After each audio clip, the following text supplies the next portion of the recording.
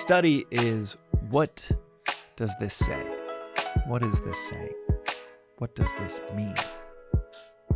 Reflection is, what does this mean for me? All right, party people, we are back with another Reflecsh, the daily Vedantic, and today's reflection is on the daily practice of study and reflection. How to do it. Study is, what does this say? What is this saying? What does this mean? Reflection is, what does this mean for me? Study is looking at the words, and it might quite literally be 10, 15 minutes of reading 2 or 3 pages of Vedantic treatise. It might be St. Augustine. It might be Plato's Republic. It might be St. John of the Cross. It might be any number of things that give you a spiritual grounding wire before you start the day. Should be, according to this philosophy of Vedanta, it should be in the early morning hours, ideally before the sun is up, before the world starts to stir and pull us out of ourselves into the world. But if you can't start there, just start at 8 a.m. when you wake up, 8:30, 9, but carve out 10, 15 minutes to sit with any text. It might even be one single quote, and study. What is it saying? What does that mean? One that I was thinking about this morning was Meister Eckhart, the Rhineland mystic from Germany, that had this amazing quote of, if the only prayer you learn is thank you, that will be enough. You could spend a lifetime on that single line. If the only prayer you learn is thank you, that will be enough. But what does that mean? What does a line like that mean? That's the study. So what is it saying? Then the reflection is, what does that mean for me? I can walk you through this specific example. Now, what is it saying? It's saying learning how to pray is not that complex. It's quite simple. And I love that this reverses course in so many traditions. Prayer is used as, it's basically God is a genie in a bottle, and I'm going to ask for things selfishly for my comfort, my pleasure,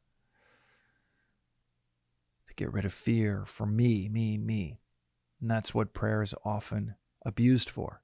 And what this reorients, for anyone that finds any value in it, what this reorients is us towards appreciation, gratitude.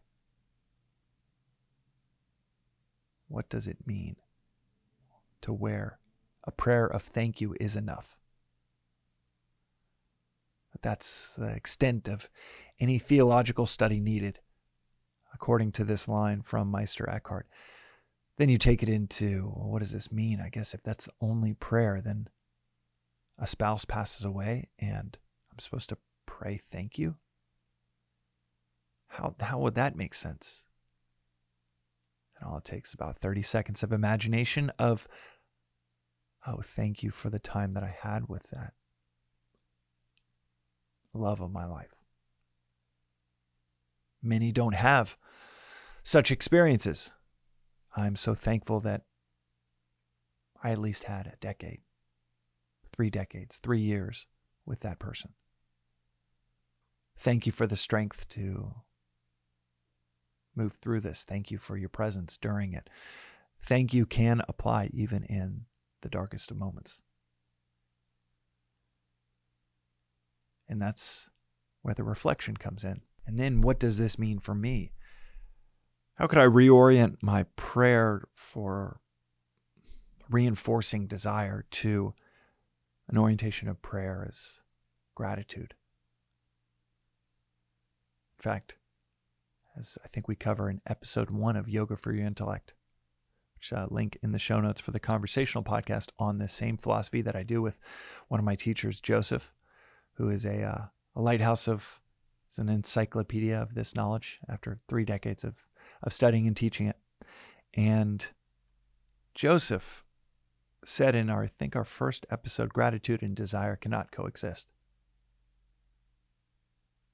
So you switch from desire to gratitude, and what that does, at least for me as I think about it, is it gets me away from desire.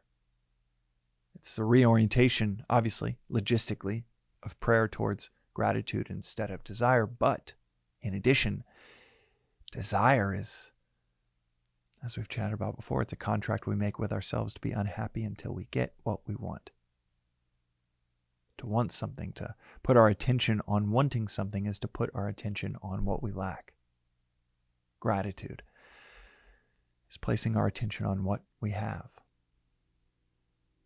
What's in front of us, what's within us. So that reorientation to thank you. What does that mean for me? It's, man, I go straight from that contract of unhappiness to a desireless state when I start to think about what I'm grateful for. Even if it's temporary, it's a blissful place to be for a few minutes each morning. If you can reorient your prayer from desire to gratitude. That is unpacking one line.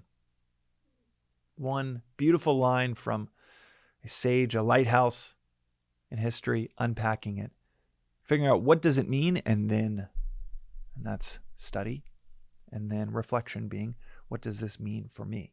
And that's what this philosophy calls us to do daily, because if desire and attachment are the root of our suffering, this virus of attachment, as Swami will often refer to it as, that virus has no cure. It is incurable until we are realized, until there is enlightenment, a permanent cessation of desire. It is something we can catch in a conversation with a friend over coffee. Something we catch when you scroll through social media, see a commercial on TV, have a thought about what we don't have, and boom, we fall into that contract to be unhappy until we get that thing. There is no cure, but there is an inoculation. There is a vaccine for the virus, and it needs to be applied daily with that study and reflection to start our day. Study and reflection. What do those really mean? What do they mean for us? That's for you to explore, to work through, to think about. And that's today's reflection on the Daily Vedantic. We'll see you next time.